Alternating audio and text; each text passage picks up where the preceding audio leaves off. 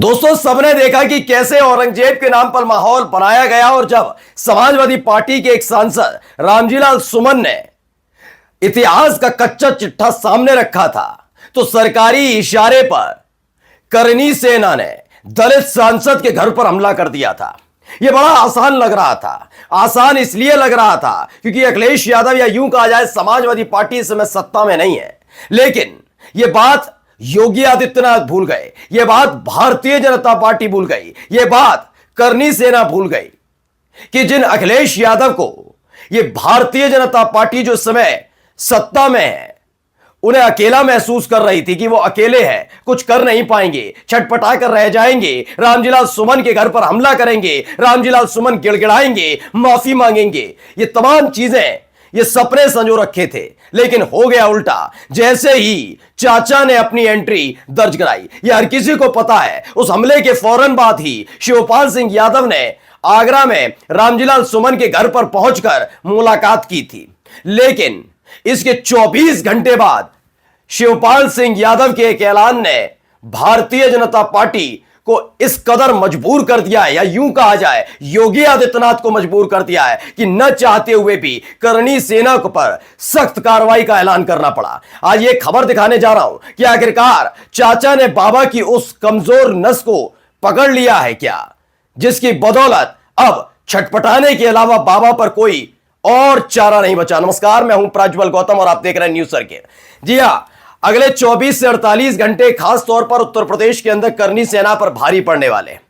वैसे तो करनी सेना के नाम पर 1 2 3 4 5 6 7 8 पता नहीं कितने संगठन खोल दिए गए।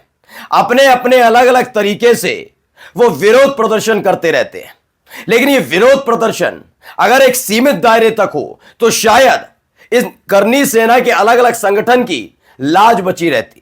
लेकिन इन्होंने एक ऐसा कदम उठा दिया सरकारी इशारे पर, जिसके बाद अब ये छिपते छिपाते फिर रहे हैं, क्योंकि जिनके भरोसे ये लगातार ऐसे तमाशे कर रहे थे अब उन्होंने ही कार्रवाई का ऐलान कर दिया है।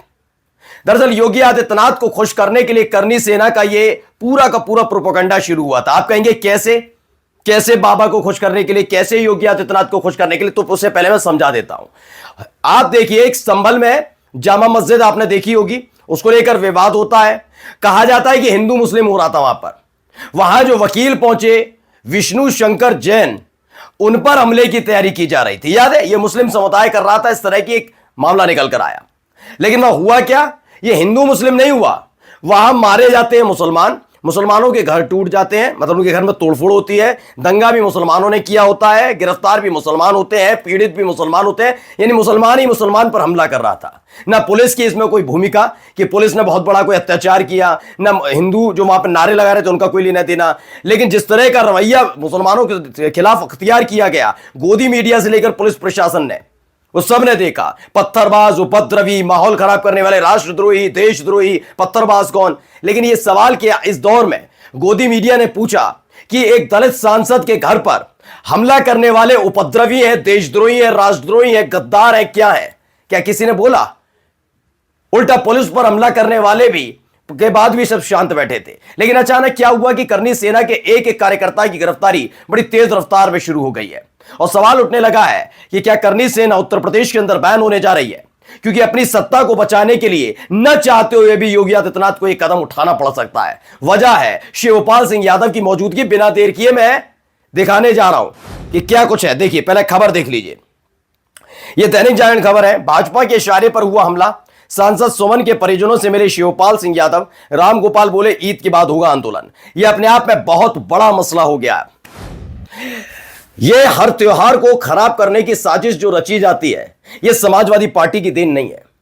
चाहे वो होली हो, दिवाली हो, आपने अमूमन देखा होगा कि कभी समाजवादी पार्टी का, और खुल के कह रहा हूं मैं, पूरी जिम्मेदारी के साथ स्वीकार कर रहा हूं कि मायावती जब मुख्यमंत्री थी तब भी आपने इस तरह का तनाव ना ईद पर देखा होगा, ना होली पर देखा होगा, ना दिवाली पर देखा होगा, कभी नहीं देखा होगा। आपने खुलकर हर तरह का त्योहार मनाते हुए लोग देखे सुने होंगे। लेकिन जब से भारतीय जनता पार्टी केंद्र में आई है, उसके बाद से बीजेपी के हौसले बढ़े हैं, और उसके फौरन बाद जैसे ही उत्तर प्रदेश में आई है, आप ये मत कहिए कि मुसलमानों के त्योहार देखिए कैसे फीके हो गए। आपके अपने त्योहार भी संगीन के साए यानी कि बंदूकों के साए में मनाए जाते हैं। पुलिस की मौजूदगी जरूरी हो जाती है क्योंकि तमाशे लगातार सरकारी इशारे पर, सत्ता के इशारे पर होते रहे। सब जानते हैं ना, शिवपाल सिंह यादव ने इसी का ऐलान किया है कि अभी चूंकि ईद आ रही है, उसके बाद नवरात्रि भी है, तो अभी हम शांत हैं। अब जैसे ये सब चीजें खत्म होंगी उसके बाद आंदोलन क्या चीज होती है हम आपको बताएंगे। और हालत ये खड़ी करती है कि जैसे ही शिवपाल सिंह यादव आगरा पहुंचे उसके फौरन बाद ही न चाहते हुए भी करनी सेना के खिलाफ एक बड़े एक्शन का प्लान तैयार करना पड़ा। प्लान यह तैयार करना पड़ा है कि एक एक करके जितने संगठन के लोग वहां पर मौजूद थे उनको बाल पकड़कर घसीट कर अब थाने ले जाया जा रहा है, जेल की सलाखों के पीछे ले जाया जा रहा है, जिससे करनी सेना भी परेशान हो गई है कि हम तो सत्ता के इशारे पर यह तमाशा कर रहे थे, वरना हमारा क्या लेना देना राणा सागा से। साफ बता रहा हूं, यह खुलासा पहली दफा नहीं है, इससे पहले भी खुलासा हो चुका है कि यह संगठन जो है, अब कौन सा पर्टिकुलर संगठन है, एक तो इन्होंने 3 4 5 6 10 बना रखे हैं करनी सेना के नाम पर, पता नहीं किसकी भावनाएं आहत हो जाती हैं। तो ये जो भावनाएं आहत वाला गैंग है, ये जो सारा काम करता है, तो इसने क्या किया है, अभी हाल ही में पकड़े गए थे कि कैसे यह सारा का सारा विरोध एक हाइप देने के लिए किया जाता है। मुझे बस इतना बताइए, आप ठाकुर समाज से हो सकते हैं, क्षत्रिय समाज से हो सकते हैं, और अपने नायकों का सम्मान करना हमारा कर्तव्य बनता है, लेकिन बस इतना जरूर बताइएगा कि क्या रामजीलाल सुमन ने ऐसा कोई बयान दिया जो इतिहास से परे है? नहीं ना। आप कहते हैं औरंगजेब क्रूर था, बिल्कुल हम भी कहते हैं, हमारा चैनल भी कहता है, समाजवादी पार्टी भी कहती है, हर कोई कहता है, विपक्ष भी कहता है, लेकिन आप कहते हैं नहीं औरंगजेब प्रेमी है, जबरदस्ती। वो कह रहा है औरंगजेब क्रूर था तो उसने अच्छे काम भी किया। आप इतिहास के एक पन्ने को ही रखना चाहते हैं, क्यों? क्योंकि वो आपको मुफीद होता है। जब उसी का दूसरा पन्ना खोलकर रामजीलाल सुमन रखते हैं तो उन पर टूट पड़ते हैं। मैंने देखा, आपने देखा होगा, आपने शिवपाल सिंह यादव को ज्यादा नाराज नहीं देखा होगा इस पूरे औरंगजेब वाले मसले पर। उन्होंने कहा कि ठीक है, ये सब तो सियासत चलती रहती है, लेकिन उन्होंने कहा कि पहले भी कह चुके हैं कि अगर हमारे किसी कार्यकर्ता के साथ बदतमीजी बदसलूकी होगी तो बर्दाश्त नहीं करूंगा। आपने शिवपाल सिंह यादव को इतना नाराज नहीं देखा होगा। शिवपाल सिंह यादव नाराज नहीं है, बल्कि उन्होंने ईंट से ईंट बजा देने का ऐलान कर दिया। खबर देखिएगा, खबर के आगे। समाजवादी पार्टी के राष्ट्रीय महासचिव शिवपाल सिंह यादव ने कहा कि राज्यसभा सदस्य रामजीलाल सुमन के आवास पर भाजपा के इशारे पर हमला हुआ है। भाजपा देश का सौहार्द और सद्भावना बिगाड़ना चाहती है। शासन प्रशासन के इशारे पर गुंडई की गई। हम झुकेंगे नहीं, मुकाबला करेंगे और गुंडई को बर्दाश्त नहीं किया जाएगा। साफ लफ्जों में कह दिया, बर्दाश्त नहीं करेंगे। लेकिन सोचा जा रहा था ऐसा क्या करने जा रहे हैं चाचा, तो सुन लीजिए क्या करने जा रहे हैं, पढ़िए।